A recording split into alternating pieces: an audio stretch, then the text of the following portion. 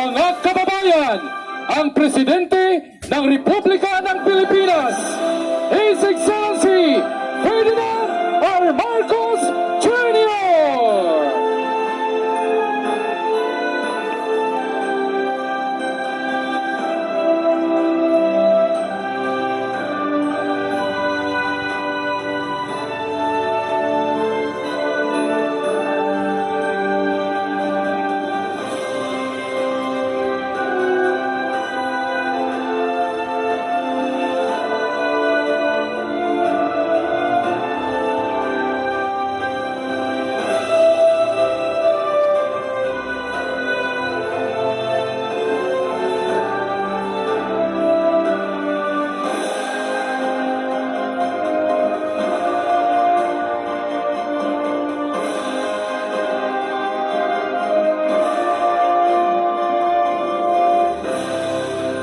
Maayong udto sa tanan. And of course, Hingog City is blessed with a leader na meron pong pagmamahal sa ating bansa, at i-welcome po natin ang presence ng ating mahal na Pangulo, President Ferdinand Bongbong Marcos Jr. Maraming salamat po, at mga kasamahan po natin, mga secretaries, and of course, ang ating Governor Peter Sr. Pedro M. Onabia and Congressman Christian Onabia, Secretary Carlito Galvez, at ang ating Special Assistant to the President, Secretary Lagnameo. Sa lahat po ng ating mga panauhin ngayon, sa atin pong lahat, welcome to Hingog City po. Alam po natin ang Hingog ay part ng na tamaan ng calamity noong December 24 to December 27 last year. Medyo malaki po ang damage ng Hingog City. Mr. President, ito pong nandito ngayon, they are part po ng 18,452 families na affected po ng pagbabaha dito sa Hingog. And we are very happy sa pagmamahal niyo sa ating bansa at pagmamahal niyo dito sa City of Hingog and the province of Misamis Oriental. Indeed po, kami po ay nagulat and na-surprise that for the first time, after 16 years, ang Pangulo po ng ating bansa ay pumunta dito sa Hingog City po. Medyo matagal na po kasi, 16 years ago po, pumunta po ang Presidente ng ating bansa dito sa Hingog. At ngayon na po ulit, pinuntahan po tayo ng ating mahal na Presidente. And with this po, we would like to thank you and welcome you in our humble city of Hingog. Malaki po ang pangangailangan po na support ng ating humble city ng Hingog, at kasama din po natin ang ating mga councilors, mga barangay captains na titingin po at manonood po sa inyo, kasi we are very happy po na pumunta po kayo sa city namin. So ito po ang ating mga constituents ng Hingog City po, at maraming salamat po sa tulong nyo at sa suporta nyo dito sa mamahal nating Hingog City and the province of Misamis Oriental. Maraming salamat po sa ating lahat. Maraming salamat po, Mayor Canyosa.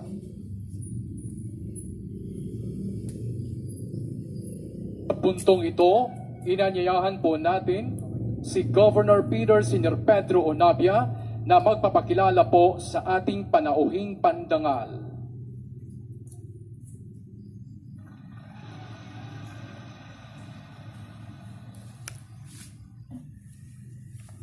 Fellow Hingognon, ladies and gentlemen,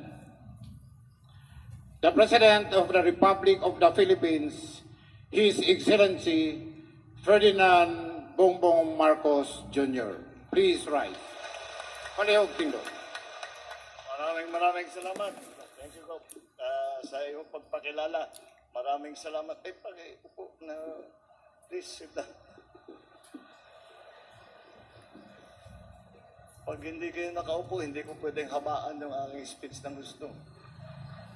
At ang ating Mayor Canyosa, maraming salamat, at mabuti at nakapagpunta kami rito.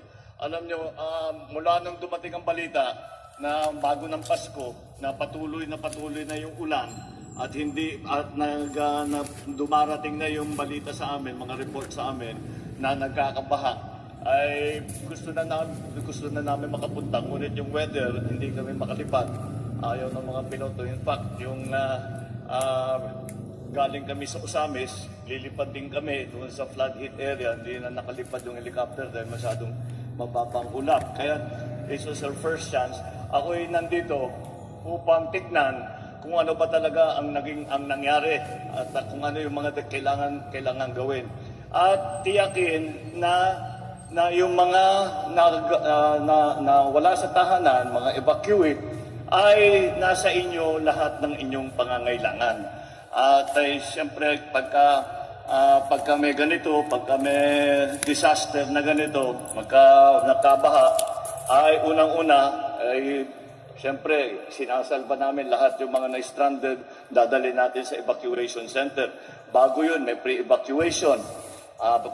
Pero ito talaga, biglaan biglaan ito, walang masyadong warning na ibigay sa atin. Dahil mukhang ganyan ngayon ang panahon.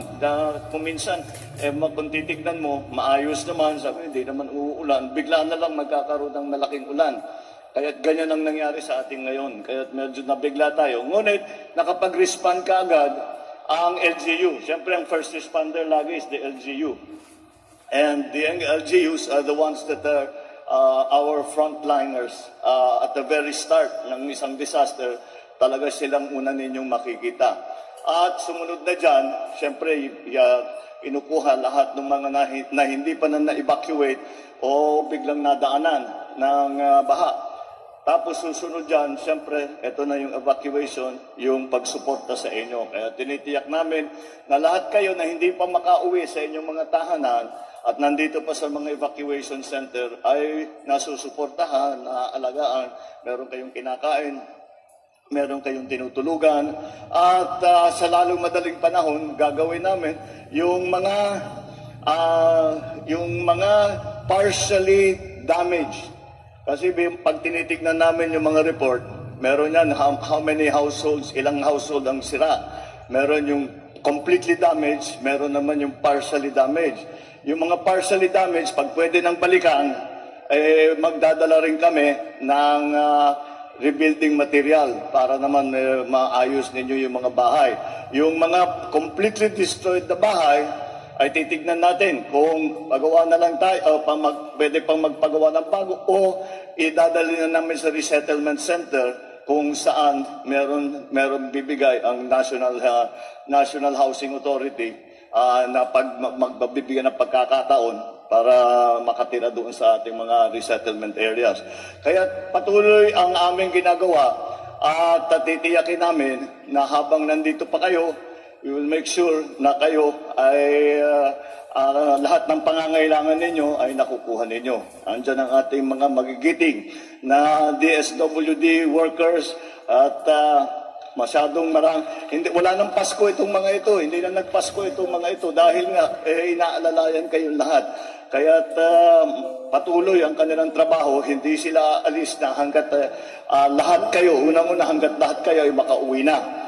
At lahat na kayo ay mabigyan na ng tirahan. Kung yung iba pupunta sa inyong mga kamag-anak, yung iba makabalik na sa inyong mga bahay. Hanggat nang umabot tayo sa ganung sitwasyon, ay hindi pa aalis ang pamahalaan dito at patuloy ang magiging tulong na ibibigay.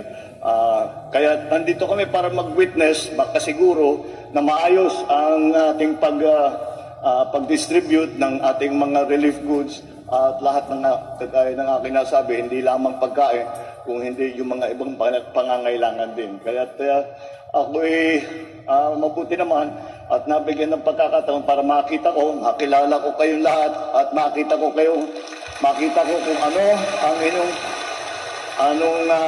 anong talagang sitwasyon. Naiba yung nasa Maynila ka lang at nakikita mo sa television, nagbabasa ka ng report, ibang-iba talaga pag nakarating ka at makita mo ng sarili mo kung ano ba talagang naging problema. Kaya pinilit ko na makarating dito. Hindi ko naman nakalain na 16 years pala ang inantay ninyo para makabisita ang inyong Pangulo. Well, hindi ko kayo pag-aantayin ng 16 years. Usahan ninyo yun. Anyway, etong ating mga kabataang barangay, ba't ang daming kabataan doon pa lang sa landingan namin, sinalubong na kami ng mga KB. Pero alam niyo ang bagong kahulugan ng KB ngayon, sabi ni Senator Aimee, katandaang barangay na daw. Kaya yung mga tayo, yung namimilit pa rin, nagtatanggap pa rin, sabi ni Boss Aimee, sabi katandaang barangay na tayong lahat. Anyway, I'm sure, kaya't nandito ang mga KB na yan, hindi na, ang KB, sa training ng KB, habang buhay yan, nagsiservisyo yan sa tao. Hindi umaalis sa serbisyo sa tao. Kaya magandang makita sila rito hanggang ngayon.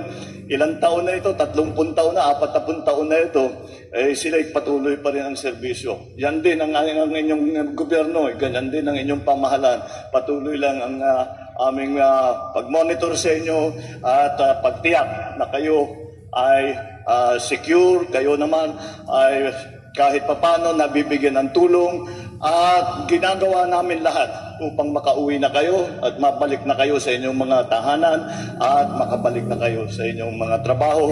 Basta sana naman ang ang weather natin ay huminahon ng konti at pagbigyan tayo ng konti at kami ay susuporta para makabalik na sa normal. Maraming salamat sa inyo lahat. Maraming salamat sa inyong mainit na salubong at maraming salamat sa lahat ng inyong naging tulong sa nakaraan. At ito naman, dito naman sa Butuan, dito kami dapat pupunta noon na hindi kami makapasok dahil sa weather. Dito naman ang hindi kami makapasok, hindi dun sa Usamis. Doon kami sa Usamis na naiwan. Pero at least ngayon nabigyan na ako ng pagkakataon. Kaya maraming salamat sa inyong salubong at asahan po ninyo na inyong pamahalaan, ang inyong gobyerno ay nandito at binabantayan kayo at tinitiyak na kayo ay nagiging nababalik na sa normal na inyong buhay. Maraming salamat. Magandang tanghali po sa inyong lahat.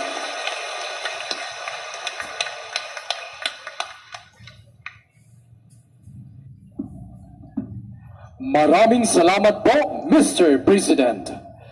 At ngayon, tunghayan po natin si Presidente Marcos kasama ni Sap Lagdameo, DSWD Yusek Punay, Stage Party para sa ceremonial distribution ng 5,000 cash assistance sa 10 benepisyaryo na sina Esterlita Anwada, Johanna Abadejos,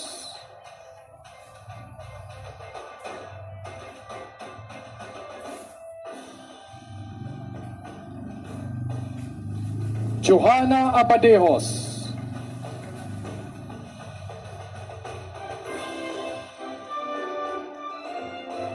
Violante Bucio,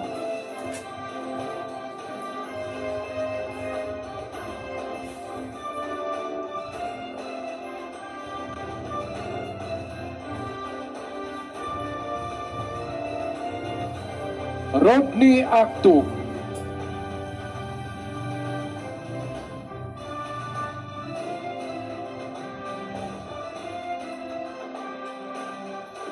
Jonathan Bularon,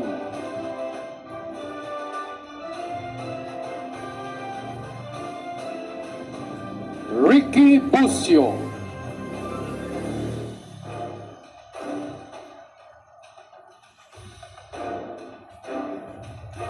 Maribeth Aclo,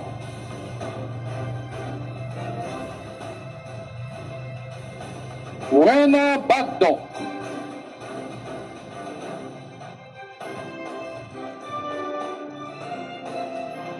Corazon Achacoso,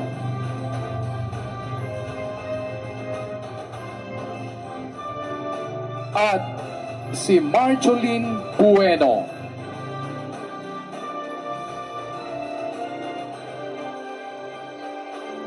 Maraming salamat po.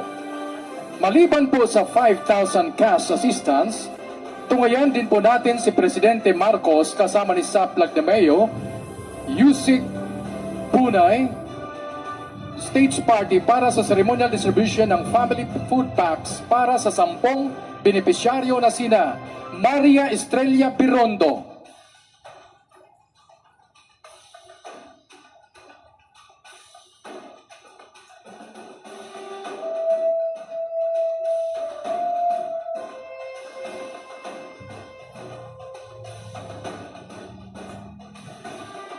Rosalito Amper.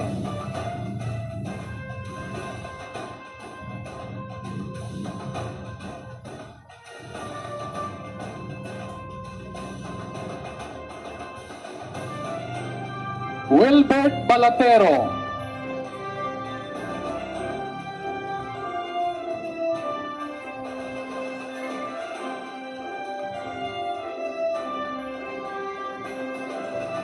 Rinaldo Bainio.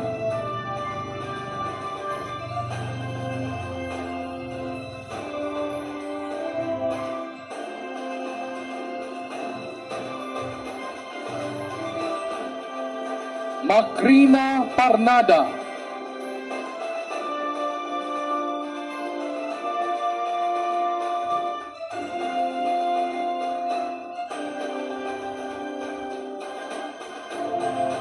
Annabel Balbenta.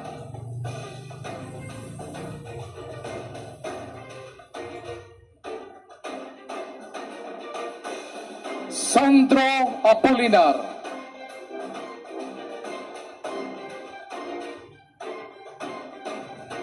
Robeline Bacoy.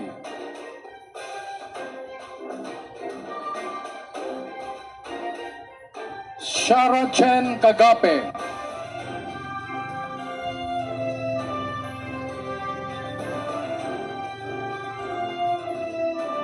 At si Shiri May Kagape.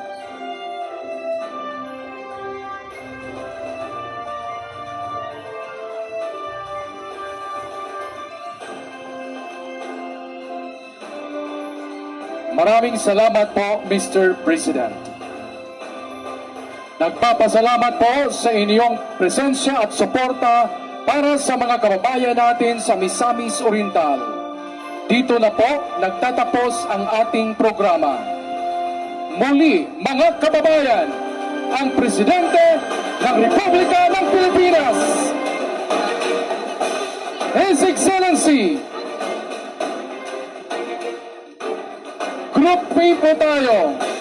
Requesting everybody to stand. Let's have a group picture with our Philippine President.